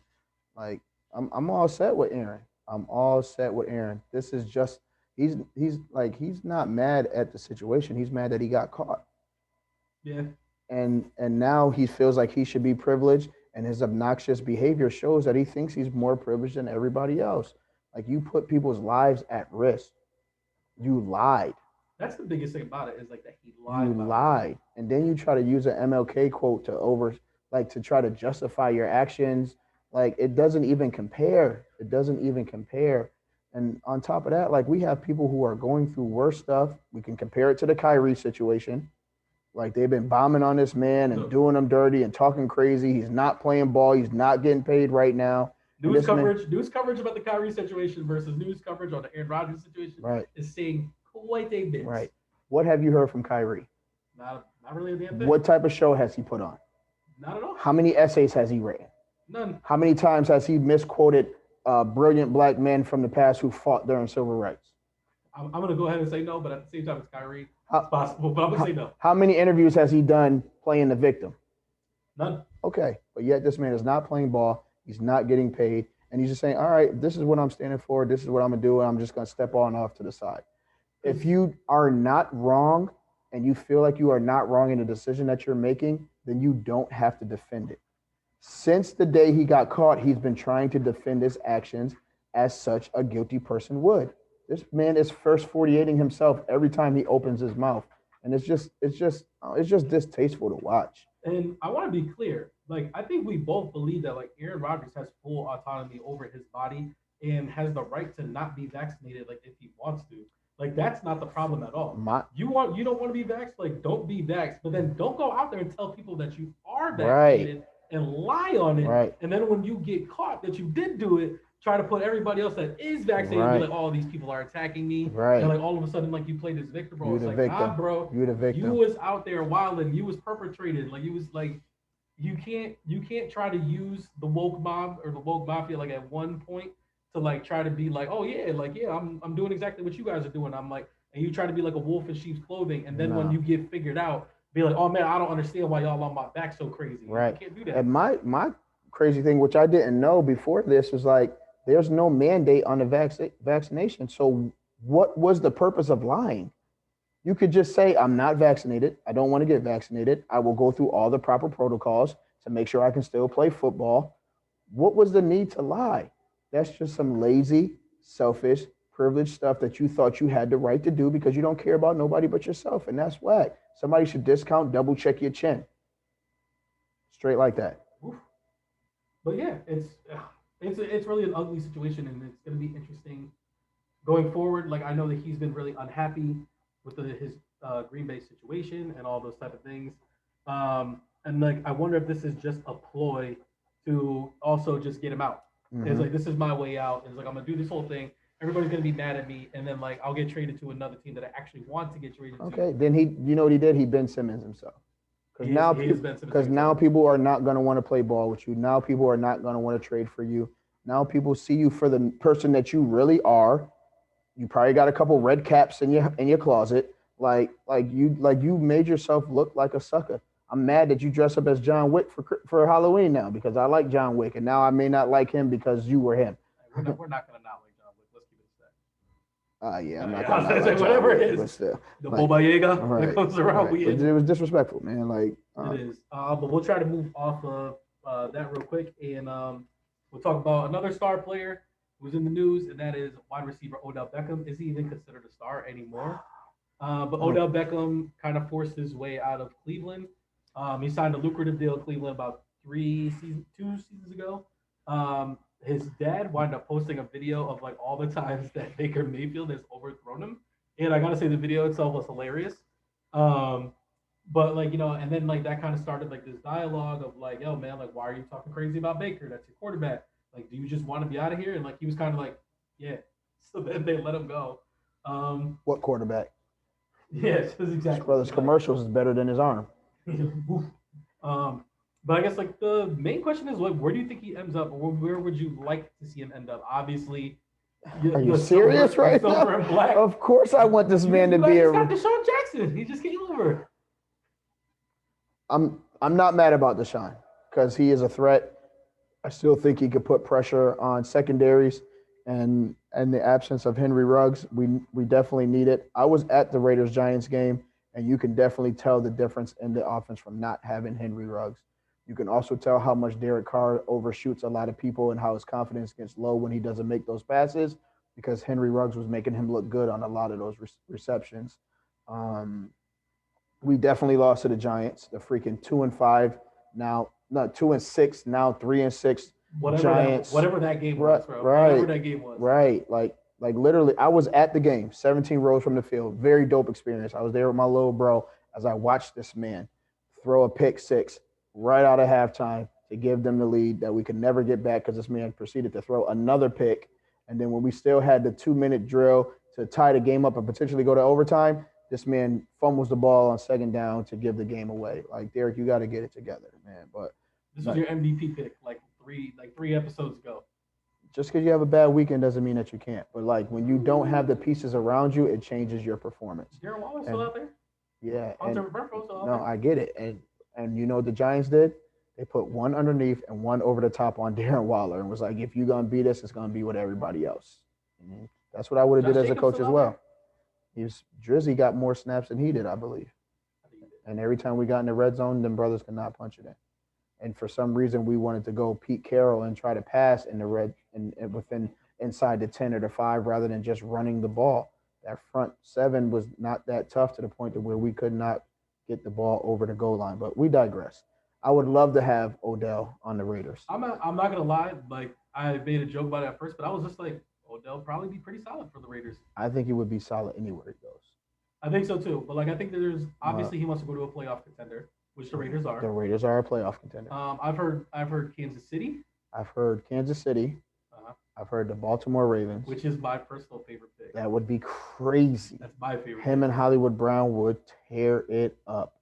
I think they had like the free Odell hoodies on or something like that. The Vikings players were all. The Vikings are definitely another one. They were the ones rocking the free Odell hoodies. Yeah. Okay. That's so. Then it's like imagine Justin Jefferson, Adam Thielen, Odell Beckham. Yep.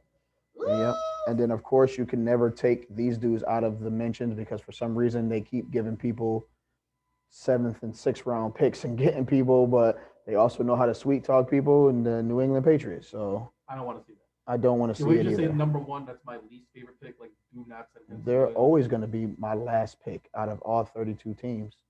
All right. I also want to be clear. As much as I was like, I would love to have him in Miami. Don't go to Miami, Odell. You don't want to do that. Yeah. Don't do that to yourself. No. I'm trying to think of like other. You said playoff contender too. Yeah. So here's that part. Yeah. All I want is for us to have a better record than the Patriots. We're only like 3 games behind them, and it's like I think we can catch up, even though we caught a dub this past weekend against the badly beaten Houston Texans. But like another one, people were talking about like the LA Rams, and it's like the rich get richer. And it's like I'm like, ooh, like that sounds good, but it's like I hate what that would do to Robert Woods because like Robert Woods already is like losing a lot of targets, he's losing a lot of touches, and Cooper Kupp is like just feeding over there. Tyler Higbee isn't getting a lot of receptions because like Matt Stafford just loves Cooper Kupp, and it's like I just don't know what Odell truly brings to that team. And it's like all he does is just bring everyone else down if he's on there. Like he just becomes more of a focal point. And it's like I don't like him there. Sounds like the best fit is the Raiders. I like Ravens. I really like Ravens. Like I would not be mad at all to see him in the black and purple. We started this way later, this podcast later than when it happened. When the Ravens opened their game with Omar's whistle from The Wire, I got goosebumps and I teared up because I was just like, Michael K. Williams passed, and it was like they did Omar coming, but I was like legit, like goosebumps. I was like, I had a little tear in my eye, and I was just like, yo, for my man Omar, bro. I was like, yeah, They deserve Odell now. They deserve Odell. They deserve Odell like, now. That was just they fire. deserve Odell now. I really hope they he finds a home and it's like he does become a playoff contender, and it's like I hope he regains the form that he was in New York, because like it's the thing is like he keeps getting these dookie quarterbacks, and it's like he keeps making them look good, even though I know Cleveland hasn't really been that form because he's been a little more injury prone. He's also been stuck being like double and triple teamed every time. So it'd be nice to see him like on a team and it's like return to somewhat of that form. I don't think he has top 10 receivers still in him, but I was like, yo, top 15 receiver? I can see that Odell coming back. Yeah. I think Odell's still got something in the tank.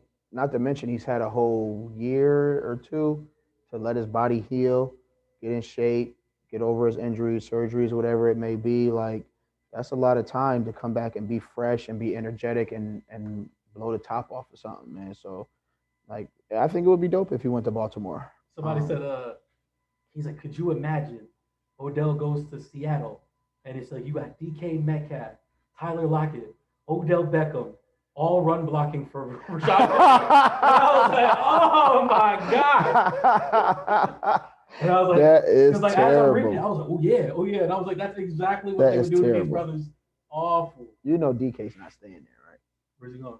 He's not going to silver and black, bro. Relax. I'm not saying that. I'm just saying he's not staying there. He's clearly unhappy. He's not staying there. He's getting wherever he's going, he deserves the big bucks. Yes. I saw this one question, and it was like, who would you rather have? Or like, who one has to go? And it was Jamar Chase, CeeDee Lamb, DK Metcalf, and Justin Jefferson. And a lot of people were like, oh, DK Metcalf. I was like, DK? First of all, CeeDee Lamb needs to go out of this whole list. Like, Jamar Chase. CeeDee is balling, bro. But like, out of the better, who would you rather have on your team? CeeDee Lamb, DK Metcalf, Justin Jefferson, or Jamar Chase, who is a rookie and is leading the league in receiving touchdowns right now? Listen, man, I'm happy that he's having a good rookie year, but like, usually your first year in the league, people are trying to figure you out. That second year could look different. That third year is usually what you really want to pay attention to when you're looking at wide receivers, but we'll see. I'm definitely going DK first. DK's got to go? No, he's the least one that has to go. Oh, okay. Yeah. Because I was like, dude, Justin Jefferson sounds crazy. He said DK's got to go. I was like, we got a whole different conversation here. I was like, DK's probably number one on that list. Listen. We do have the 2-minute drill, which we're really low on time right now anyways, and it's like we don't need to go by game. We did make our picks already. Next episode that we do, we can really go game by game if we really want to. I will save the spoiler now for you guys. Tonight's game, which is the Steelers versus the Browns, we both picked the Steelers. So regardless of who we pick, we'll still have the same record. Raisin did win this week. I believe he won. I believe that he beat me by one game. And what's crazy is one of the games that he beat me by, he chose the Miami Dolphins, and I chose the Houston Texans, and the Dolphins won. I promise you, when I picked him, I was like, he's going to be mad if I win off the Dolphins pick. And it happened! Hot! I don't really have the numbers for it of like how many wins that he had. All that really matters is he picked more correct games than I did. So right now that makes us 1-1.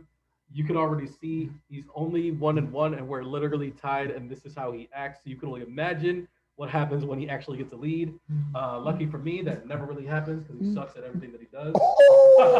I'm gonna wear my championship ring. I'm just gonna. I'll wear my too. That's what always. Stop bringing up old stuff. Stop bringing up old stuff. You might get a dub, but you're just always behind me. That's all that really matters. Sounds good. Yeah. It does sound good. It must sound good for you. You always behind me. Man, see how salty we are when it's tied up right now. I'm not even winning or losing. That dance was a little OD. When I got my dub, I didn't do a whole dance. I don't remember that. And I was up 1-0. I've been here before. You know what I tell you why I did that? Because it segues into the outro. It's all about self-care. All right. When things are going good, focus on focus on it. Celebrate the little things. All right. One thing I learned in turning 40. I'm not saying it took 40 years to learn this, but this is the accent for today. I'm listening. It felt really good to be celebrated on Friday. The party I had on Saturday, I had nothing to do with it. My wife planned that. Invited everybody, set it up. It was formal attire. It was black and brown excellence in there. Everybody was dressed up, looking exactly how they don't expect us to look, and we was having a good time.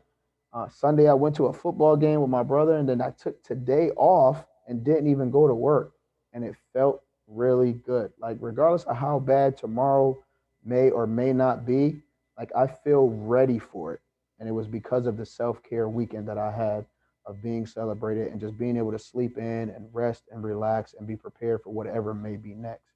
So I know like we always say we know what self care is and how we want to do it, but until you're actually practicing it, you never know what you can be because you never have the time to just step out of the situation that you're in and evaluate and breathe and then check in and then say, okay, I'm ready to dive back in and make different decisions or feel differently about this and progress from where I am. But what's about like I went to the event for your birthday and like the whole time I was there I was like this must feel really great to be raising right now because like I think of us being figureheads of our family like we're used to really taking care of people we celebrate them like we are the people we're their support system so like we have to be there to give them that all the time but when you are the support system it's hard to get that back and it's like I know it must be different being married because it's like you have the other person that does care and like does that stuff for you. But like like as I'm listening to your kids go up there and they're giving you their praises, they're tear filled Buchanan boy tears and stuff like that. I was just like, wow, like this is really nice. Like these are things that like I miss, and it's like it's just nice to be told like I'm proud of you, and like to have people just recognize the things that you're doing. Like that is just a good feeling in general. And like, that's part of like, mental health care and like stuff like that. Cause it's like, we all do go through a lot and like, we do a lot. And it's like, I think both of us are more givers than we are receivers. As, do I need to say pause? I don't need to say pause, right? I think we get what we're saying. We're grown men anyways. Yeah, and I usually don't do the pause. I'm 40. 40 is the new, yeah. Whatever the new wave is. But it's like, yeah. And it's like, while we're not used to getting gifts or receiving praise and stuff like that like it still is nice and it's like I think it's because it's so few and far in between like they mean that much more when it comes from and it's like it also matters who it comes from because like it's like all these people are there to celebrate you and they love you and it's like that is a dope feeling. I'm even wearing one of the hoodies that was a gift from one of my teammates. You know what I mean? Ash, thank you, appreciate it. You know what I mean? Shout out. I think that's my first shout out. Is it? Period on the whole pod? I don't know. We shouted out Garth, right? Nope. I also want to shout out, you know what I'm saying? Them boys at Whitley's Home Improvement again, you know what I'm saying? They're always rocking the gear. Because you gotta let them know any of your home improvement needs in Springfield, Massachusetts, make sure you call up Whitley's Home Improvement with Dominic and Donovan Whitley. Any of your home improvement needs, they are here for you. You can find them at Instagram at Whitley's Home Improvement. Like that ad read voice? I'm telling you, I got this ad read voice for whoever wants to sponsor. Whoever wants to throw stuff in. Gotcha. And we will be doing more of that, especially trying to accent something in February where we're bringing on a lot of black and brown business owners, entrepreneurs, and just really overloading that whole month of February with celebrating people that are stepping out on their own. I'm gonna have to push back on that because first of all, we are not secluded to just February. We're just going to be doing that all the way around as much as we can. We are working right now on how we're going to get guests in. We're trying to figure out more how we're going to do it, more than when we're going to do it or who we're going to do.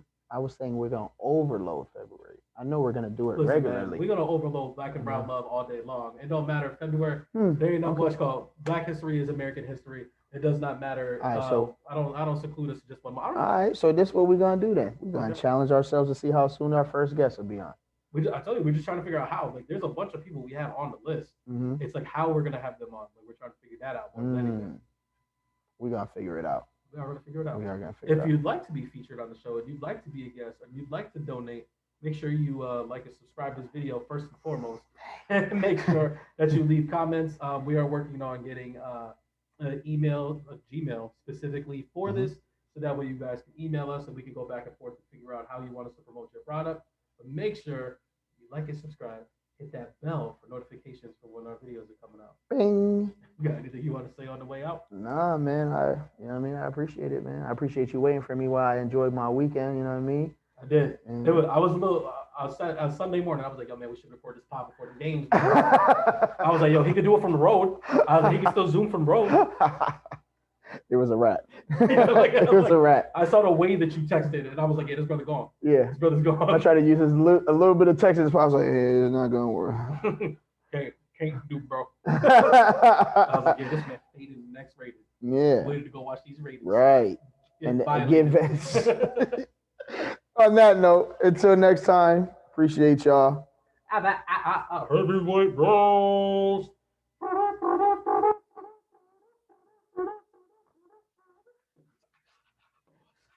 Heavyweight bros. Yo, that might be an outro right there. That might be an outro right there.